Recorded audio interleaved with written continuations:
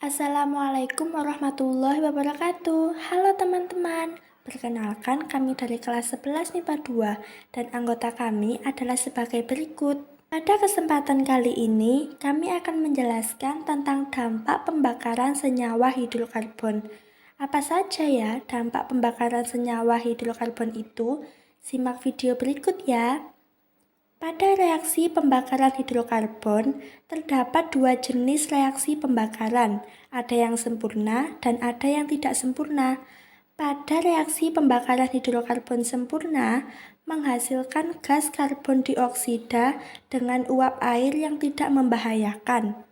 Hal ini dapat terjadi karena pada proses pembakaran terdapat oksigen yang cukup ataupun lebih, sehingga atom karbon dapat mengikat oksigen yang cukup dan menghasilkan karbon dioksida yang sama sekali tidak berbahaya.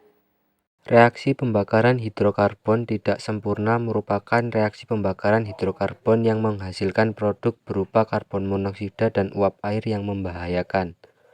Hal ini dapat terjadi karena selama proses pembakaran tidak terdapat oksigen yang cukup, sehingga pada reaksi pembakaran karbon hanya dapat mengikat satu atom oksigen yang menghasilkan karbon monoksida yang sangat membahayakan.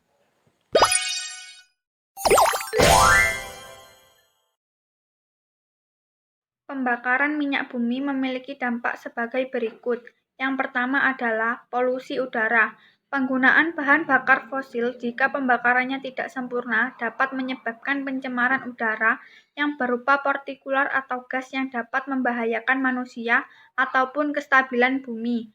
Beberapa polutan udara sebagai berikut.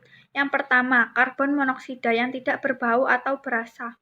Jika karbon monoksida masuk ke dalam darah melalui pernafasan, dapat bereaksi dengan hemoglobin dan membentuk karboksi hemoglobin sehingga menghalangi darah membawa oksigen ke seluruh tubuh sehingga tubuh kekurangan oksigen yang dapat menimbulkan kematian yang diawali rasa lemas.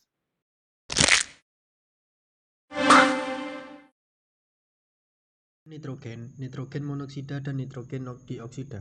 Sedikit nitrogen yang bereaksi dengan oksigen akan membentuk nitrogen monoksida dan setelah keluar dari knalpot bereaksi dengan udara menghasilkan nitrogen dioksida. Sebenarnya nitrogen monoksida dan nitrogen dioksida tidak beracun secara langsung, tetapi nitrogen monoksida akan bereaksi dengan bahan pencemaran lain dapat menimbulkan iritasi mata dan saluran pernapasan. Asap kabut juga mengurangi jarak pandang dan tanaman layu. Dampak yang kedua yaitu efek rumah kaca. Efek rumah kaca yang disebabkan oleh polutan berupa karbon dioksida yang dihasilkan kendaraan bermotor. Sebenarnya tidak berbahaya, namun peningkatan suhu permukaan bumi, efek rumah kaca atau pemanasan global yang berpengaruh pada iklim dan pencairan es di kutub.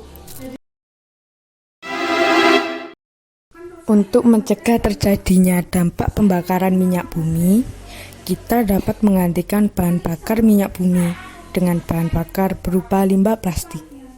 Selain itu, kita juga dapat melakukan reboisasi atau dengan penanaman ulang pohon-pohon agar pohon-pohon dapat menghasilkan lebih banyak oksigen, sehingga tidak dapat terjadi yang namanya reaksi pembakaran tidak sempurna. Sekian video pembahasan dari kami, semoga pembahasan kali ini dapat menambah wawasan Anda.